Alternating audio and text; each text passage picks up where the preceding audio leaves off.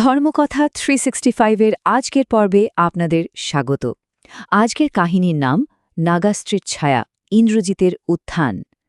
কুম্ভকর্ণের পতন, সত্যিই কি সেটাই লঙ্কার শেষ ছিল? নাকি ওই অন্ধকারের বুক চিরে ধেয়ে আসছিল আরও বড়, আরও ভয়ঙ্কর কোনো সর্বনাশের হাতছানি? রাম ও লক্ষ্মণের জন্য অপেক্ষা করছে এমন এক ভয়ানক মায়াজাল যা স্বয়ং দেবতাদের বুকেও কাঁপন ধরায়। কি সেই অদৃশ্য আতঙ্ক? চলুন গভীরে প্রবেশ করা যাক। গত পর্বে আমরা দেখেছি এক বিশাল পতন। রামের অসীম পরাক্রমের কাছে হার মেনেছেন স্বয়ং মহাবীর কুম্ভকর্ণ। আর এই পতন লঙ্কার ভিত্তিমূল একেবারে কাঁপিয়ে দিয়েছে। লঙ্কার বাতাস এখন ভীষণ থমথমে, চারপাশ গ্রাস করেছে এক গা ছমছমে অন্ধকার। কুম্ভকর্ণের এই বিদায় কিন্তু কেবল একটি যুদ্ধ শেষ করেনি, বরং সূচনা করেছে এক নতুন, আরও ভয়াবহ অধ্যায়ের।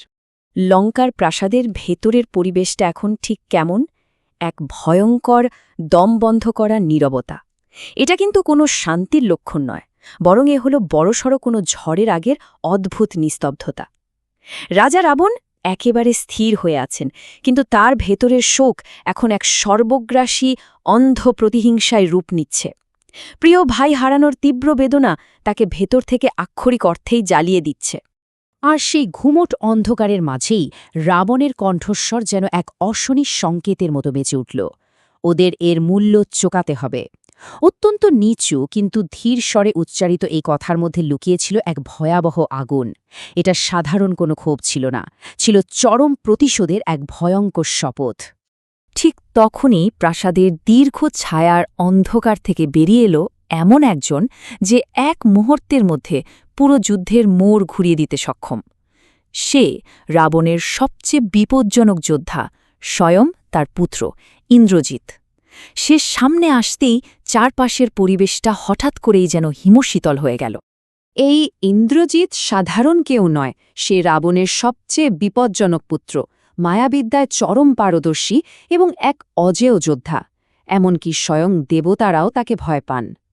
অদ্ভুত এক প্রাণঘাতী প্রশান্তি নিয়ে সে পিতার সামনে এসে দাঁড়াল, বলল, পিতা, আমাকে অনুমতি দিন। আত্মবিশ্বাসে বলিয়ান রাবণও নির্দেশ দিলেন, যাও, ধ্বংস করো তাদের। পিতার আদেশ পেয়ে ইন্দ্রজিৎ পা রাখল রণাঙ্গনে। আর তারপরই বাতাসে অদ্ভুত একটা পরিবর্তন। কোনো হুঙ্কার নেই, কোনো ভারী পদশব্দ নেই, কিন্তু স্পষ্ট বোঝা যাচ্ছে এক ভয়াবহ অদৃশ্য মৃত্যু দ্রুত ধেয়ে আসছে। পুরো রণাঙ্গনে তৈরি হলো একেবারে শ্বাসরুদ্ধকর এক পরিস্থিতি।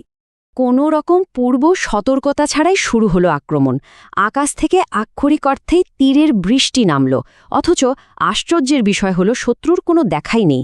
বাতাস চিরে তীব্র গতিতে ছুটে আসছে একের পর এক তীক্ষ্ণ অস্ত্র। এই আক্রমণ এতটাই নিখুঁত আর আচমকা যে তা থামানোর কোনো উপায় কারও জানা নেই। শুরু হয়ে গেল এক অস্পৃশ্য এবং অপ্রতিরোধ্য ধ্বংসলীলা। বানর সেনার মধ্যে নেমে এলো চরম আতঙ্ক। চারদিকে কেবলই বিভ্রান্তি আর হুড়োহুড়ি। কোথা থেকে এই প্রাণঘাতী আঘাত আসছে কেউই বুঝতে পারছে না। সুগ্রীবের আর্তনাদটি সেই মুহূর্তের সবচেয়ে বড় প্রমাণ। সে কোথায়? এক অদৃশ্য শত্রুর সামনে দাঁড়িয়ে সুবিশাল বানর বাহিনী যেন সম্পূর্ণ অসহায় হয়ে পড়ল। কে তাদের মারছে তা তারা দেখতেই পারছে না। কিন্তু এই অদৃশ্য আঘাত একেবারে এলোমেলো ছিল না। আক্রমণকারী খুব দ্রুত তার লক্ষ্য স্থির করে ফেলল, আর তার নিশানা যুদ্ধক্ষেত্রের সবচেয়ে শক্তিশালী দুই যোদ্ধা, রাম এবং লক্ষ্মণ। সে খুব ভালো করেই জানত এই দুই নেতাকে কোনোভাবে ধরাশায়ী করতে পারলে পুরো বাহিনীর পতন ঘটবে।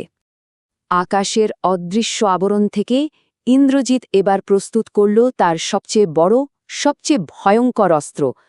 যুদ্ধক্ষেত্রের সমস্ত কোলাহলের মাঝেও এক অজানা আতঙ্ক সবাইকে গ্রাস করল। শুরু হল গভীর, রহস্যময় মন্ত্রোচ্চারণ। আকাশ থেকে নেমে আসতে চলেছে এক অমোঘ পরিণতি, যাকে আটকানো প্রায় অসম্ভব। ইন্দ্রজিতের এই রণকৌশলটা একটু খেয়াল করুন, কতটা নিখুঁত আর ভয়াবহ। প্রথমত, আকাশে সম্পূর্ণ আত্মগোপন করা, যাতে কেউ দেখতে না পায়। দ্বিতীয়ত, প্রতিপক্ষের প্রধান নেতাদের সরাসরি লক্ষ্যবস্তু করা। তৃতীয়ত, সেই গভীর মারণ মন্ত্রোচ্চারণ। এবং সবশেষে নাগাস্ত্র নিক্ষেপ। এই ঠান্ডা মাথার অমোঘ পরিকল্পনাই ইন্দ্রজিৎকে এতটা ভয়ঙ্কর করে তুলেছে। এই নাগাস্ত্র হল বিশুদ্ধ শক্তির তৈরি এক ভয়ঙ্কর সর্পিল অস্ত্র। এর কাজই হল লক্ষ্যবস্তুকে শক্তভাবে পেঁচিয়ে বেঁধে ফেলে পক্ষাঘাতগ্রস্ত করে দেওয়া। আকাশ থেকে যেন অসংখ্য শক্তির সাপ প্রচণ্ড বেগে ছুটে এলো। ভয়ঙ্কর হিস শব্দে তারা রাম এবং লক্ষ্মণকে লক্ষ্য করে ধেয়ে গেল এবং চোখের পলক ফেলার আগেই তাদের আষ্টেপৃষ্ঠে বেঁধে ফেলল। যুদ্ধক্ষেত্রে নেমে এলো এক চরম বিপর্যয়, যা কেউ কখনো দুঃস্বপ্নেও কল্পনা করতে পারেনি। ঠিক সেটাই ঘটে গেল সবার চোখের সামনে। সমস্ত বীরত্ব, সমস্ত অসীম শক্তি যেন এই একটা আঘাতেই স্তব্ধ হয়ে গেল। চারদিক ঠেকে গেল আশাহীন এক গভীর অন্ধকারে। রাম ও লক্ষ্মণ মাটিতে লুটিয়ে পড়লেন, বন্দী এবং একেবারে নিশ্চল। মহাবীর দুই ভাই আজ নাগাস্ত্রের বাঁধনে সম্পূর্ণ অসহায়। যুদ্ধক্ষেত্রের সময় যেন এক লহমায় থমকে দাঁড়াল।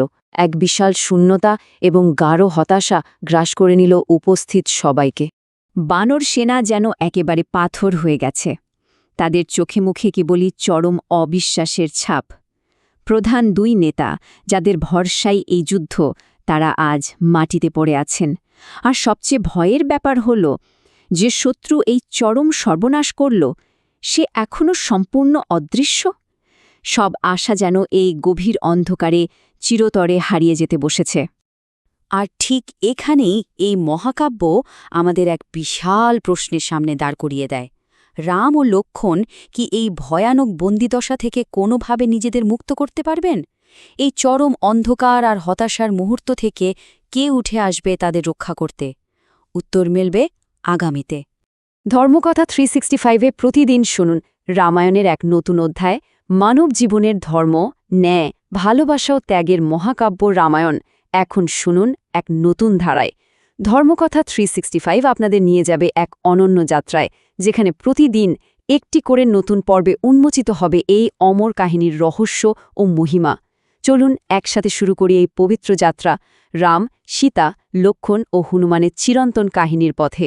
প্রতিদিন নতুন পর্ব শুনতে ধর্মকথা 365 চ্যানেলটি সাবস্ক্রাইব করে আমাদের সঙ্গে থাকুন।